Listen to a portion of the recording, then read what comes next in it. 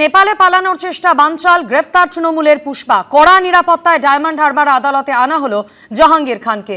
ঝুঁকতেই হলো পুষ্পাকে। পানি ট্যাঙ্কি সীমান্তে এসটিএফ এর হাতে গ্রেফতার ফলতার জাহাঙ্গীর খান। অভিষেক বন্দ্যোপাধ্যায় ঘনিষ্ঠ ফলতার এই তৃণমূল নেতার বিরুদ্ধে অভিযোগের পাহাড় ছিল। ডায়মন্ড হারবার আদালতে যখন তাকে আনা হয় সেই মুহূর্তের ছবি দেখতে পাচ্ছেন। কড়া নিরাপত্তা বেষ্টনীতে মুড়ে ফেলা হয়েছিল আদালত চত্বর। অভিষেক বন্দ্যোপাধ্যায় ঘনিষ্ঠ ফলতার এই তৃণমূল নেতার বিরুদ্ধে স্থানীয় বাসিন্দাদের অভিযোগের পাহাড় ছিল।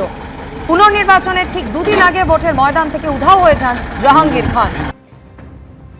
আর তার ঠিক পরেই নেপালে ঘাঁটি গাড়ার ছক ছিল ফলতার দাপুটে এই তৃণমূল নেতার। নেপাল সীমান্তে বাড়ি ভাড়া নিয়ে সপরিবারে থাকছিল সে। নেপালের স্কুলে সন্তানদের ভর্তিও করেছিলেন এই জাহাঙ্গীর খান।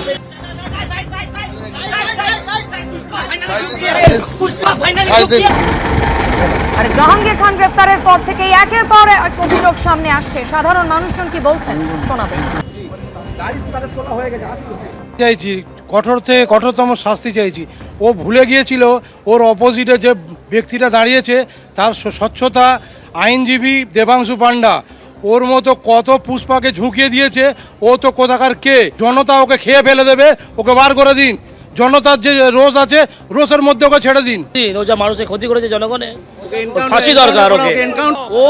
ওর মাথার উপরে যে আছে তারও আমরা যোগ্য শাস্তি চাই, এবং ও যেভাবে মা বোনেদের ওপর অত্যাচার করেছে ওর একটাই শাস্তি, ফাঁসি। জাহাঙ্গীর খানের জন্মদিন হবে, আমাকে একটা পত্র দিত মানে আমার নিমন্ত্রণ পত্র, ভালো করে একদম সুন্দর করে কাট করে দাদা আসবেন। তারপরে এসে কি বলবে, আমাদের কিছু সাহায্য করতে হবে। কত টাকা? 50,000 টাকা প্রত্যেকবারে। ওই জন্মদিনে হবে, প্রত্যেকবারে এসে করবে। এটা ওদের একটা প্রত্যেক দোকানদার থেকে নিত। এটা জাহাঙ্গীরের জন্মদিন। ফলতার পুনর্নির্বাচনে ঠিক দুদিন আগে উধাও হয়ে গিয়েছিল ফলতার পুষ্পা তৃণমূল নেতা জাহাঙ্গীর খান। অবশেষে নেপালে পালানোর চেষ্টা বানচাল হয়ে গেল। নেপাল সীমান্তে পানি ট্যাঙ্কি থেকে তাকে গ্রেফতার করে যৌথ বাহিনী। আজ আদালতে তাকে তোলা হয়েছে। ধারা দিয়েছে 126-2, 117-2, 118-2, 305-B, 109, 308-5, 324-4, 308-5, 3/5 BN। এবার ডায়মন্ড হারবার বার কাউন্সিলের পক্ষ থেকে কি সিদ্ধান্ত নেওয়া হয়েছে? ওনার পক্ষে কোনো আইনজীবী দাঁড়াবে না, এই সিদ্ধান্তই ভেরিফাই করবে। একটা নটেরিয়াস ক্রিমিনাল, প্রচুর মানুষের অত্যাচার করেছে, প্রচুর মানুষের ঘর খালি হয়েছে, প্রচুর মানুষের উপরে প্রভাব খাটিয়ে মারধর, মানে পুরো ঘর ছাড়া করেছে, ঘরদোর ভাঙচুর করেছে, লুট করেছে।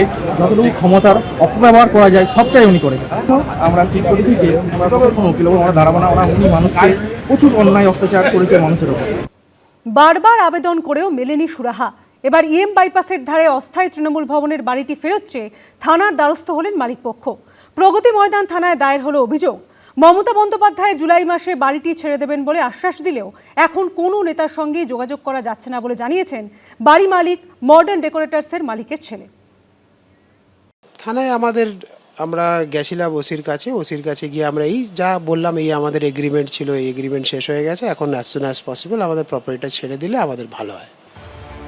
ভোটে হেরে রাজপাট গেছে, পরিষদীয় দলের রাশ বেরিয়ে গেছে মমতা বন্দ্যোপাধ্যায়ের হাত থেকে। লোকসভার বিদ্রোহী সাংসদরা এনডিএকে সমর্থন দেওয়ার কথা ঘোষণা করেছেন। ধাক্কার পর ধাক্কা খাচ্ছেন মমতা বন্দ্যোপাধ্যায়। এবার কি ইএম বাইপাসের ধারে অস্থায়ী তৃণমূল ভবনও ছেড়ে দিতে হবে তাদের? ঘর ছাড়া হবে ঘাসফুলের দল।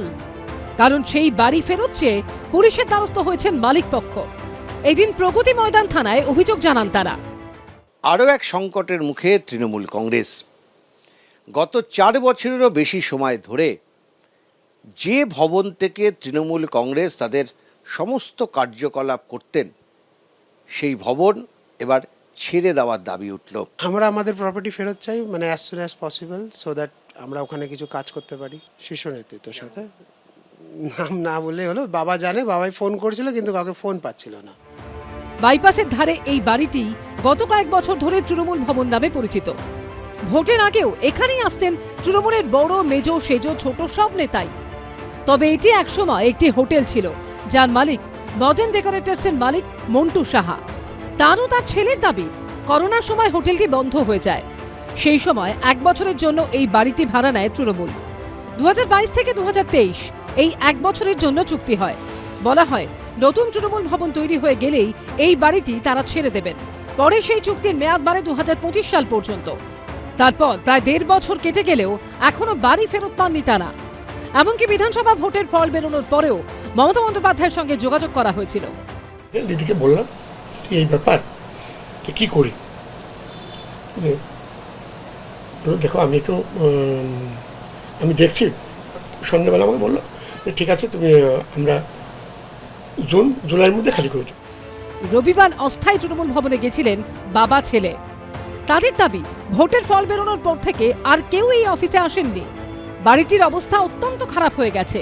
এই অবস্থায় তাদের দাবি অবিলম্বে বাড়ি ফেরানো হোক, কিন্তু সরাসরি থানায় অভিযোগের প্রয়োজন হয়ে পড়লো কেন?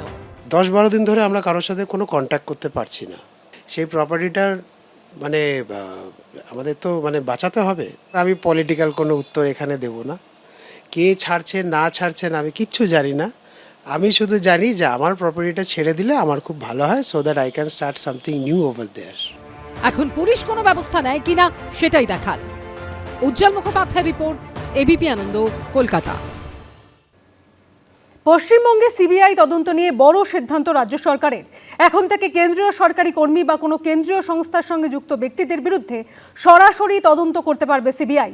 তবে রাজ্য সরকারি কর্মীদের বিরুদ্ধে তদন্ত শুরু করতে এখনও রাখবে রাজ্য সরকারের লিখিত অনুমতি। সরকার বদলেছে পরিস্থিতি। এবার পশ্চিমবঙ্গে তদন্তের ক্ষেত্রে স্বাধীনতা ফিরে পেল সিবিআই। 2018-তে রাজ্যের তৃণমূল সরকারের আমলে সিবিআই এর ওপর লাগাম টানা হয়েছিল। 8 বছর পর সেই সিদ্ধান্ত প্রত্যাহার করল রাজ্যের নতুন বিজেপি সরকার। এখন থেকে কেন্দ্রীয় সরকারি কর্মী এবং কোনো কেন্দ্রীয় সংস্থার সঙ্গে যুক্ত ব্যক্তিদের বিরুদ্ধে সরাসরি তদন্ত করতে পারবে সিবিআই। এর জন্য আলাদা করে আর কোনো অনুমতি নিতে হবে না ওই কেন্দ্রীয় তদন্তকারী সংস্থাকে। সিবিআই যত তদন্ত করছিল ভোট পরবর্তী হিংসার, প্রত্যেক ক্ষেত্রে দায়িত্ব নিয়ে প্রশাসন, পুলিশ তারা সাক্ষীদের হস্টাইল করেছে, এফআইআর পর্যন্ত রেজিস্টার করেনি। অভিযোগ থাকা সত্ত্বেও কাউকে গ্রেপ্তার করেনি, বরঞ্চ যারা অভিযোগ করেছিলেন তাদের গ্রেপ্তারির ভয় দেখিয়েছিল।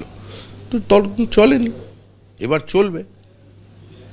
যত তদন্ত চলবে তত ফোন বাড়বে, তত গভীর রাত্রে যাতায়াত শুরু হবে।